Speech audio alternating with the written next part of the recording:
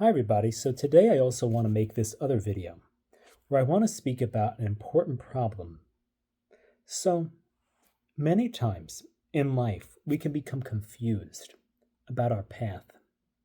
We can want to turn aside toward different things because we may start to wonder, maybe I'm going the wrong direction. Maybe I need a change. Maybe I should change my vocation. Maybe I should become a priest. Maybe I should become a monk. Maybe I should become a nun. And sometimes these feelings are accompanied with a kind of agitation. And if this is something that's happening for you right now, I want to offer you something that may help. So what I believe is that, or what I've seen, is that when we don't directly get our needs met, we decide to get our needs met indirectly. What do I mean by this? Well, imagine the scenario. Let's say I'm approaching a stressful situation. If I don't tell God or Mary about exactly how I feel, and if I don't feel heard by them in my sufferings, then let's say I go through this stressful situation, and then afterward, I will have an impulse to eat something that's sweet or something like that, like to eat a pack of gummies or something. Not speaking from experience at all. But the reason why I need the comfort of the gummies after doing some type of difficult work or stressful situation is because I haven't felt heard. I have not been in relationship. The need to be comforted has not been met in a way that is healthy, and so it is going to be met in a way that is unhealthy. The problem is that this becomes a governing principle in our lives when we don't share our inmost feelings with people who are close to us. So many times, when there's something that we really need to say to another person, let's say there's a relationship that we're in, and there's something that needs to be said. What may happen is if we don't say those things that need to be said, we become insecure. And this insecurity can then translate into a kind of fogginess and confusion of mind. And this can lead us to wonder about whether we're on the right track. Maybe we shouldn't be in a relationship at all. Maybe we should be doing something else. Maybe we should go off to the monastery.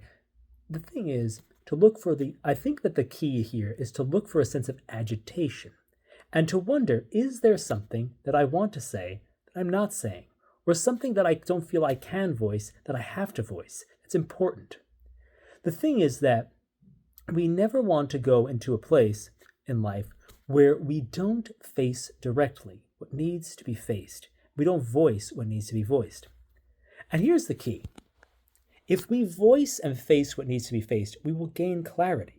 We will get this off of our chest. We will remove the root of this agitation and confusion, which is this fact that something is festering and hasn't been said, rather than this confusion of, I really don't know what's going on in my life. And so that's why it's really important to voice our feelings, both to God and to those who are important and who need to be told about some of these things that we might feel that we really need to bring up. So I think this is a very key principle in relationships and vocational discernment, because we need to be able to voice things. We need to be able to, and here's the problem. The problem is usually we try to live in this exhausting place where we're trying to keep everybody happy.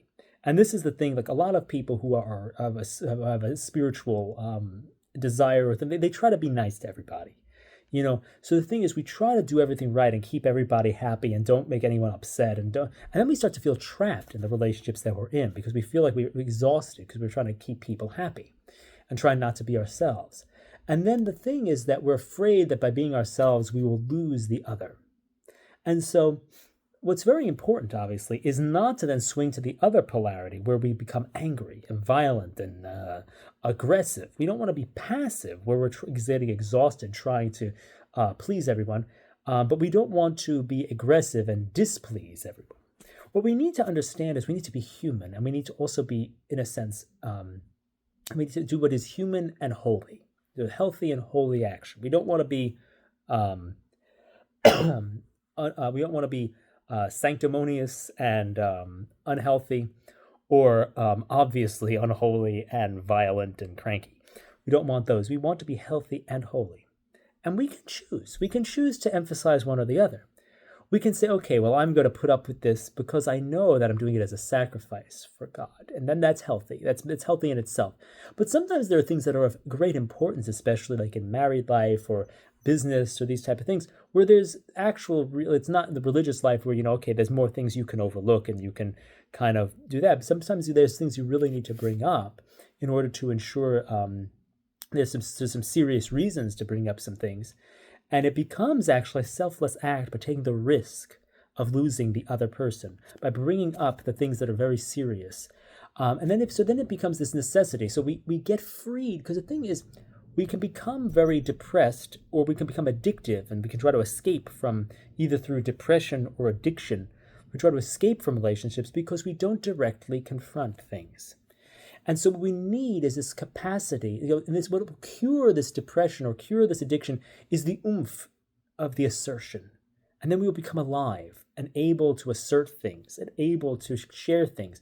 And then we will get clarity. And it's not that we will always know. So for example, it's not that, you're going to have to know ahead of time what's going to be your vocation, if you should be with this person, if that's the right person, this and that. You're not going to have to know any of that stuff. The thing is that by being known, you will gain clarity. Because the thing is, what's disturbing in uncertainty is the sense of not knowing and not being known. So we can get to that knowing sense by just having the other person know our feelings and really knowing their mind and having relationship. The thing is, it's not that we need to know the answer to what our vocation is. It's that we don't feel heard by God. We don't feel like God knows how much we're struggling. We haven't told him, so we don't feel known. And so the thing is, or the other person, in a relationship doesn't know a certain issue that we're having, and we don't bring it up. And so we feel disconnected, and then we're thinking about, okay, maybe I should run away to the monastery, whatever it is.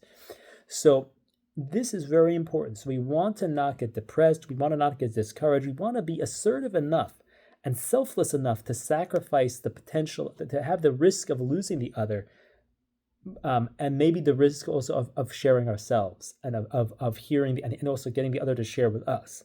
And this is that dangerous dance of real relationship.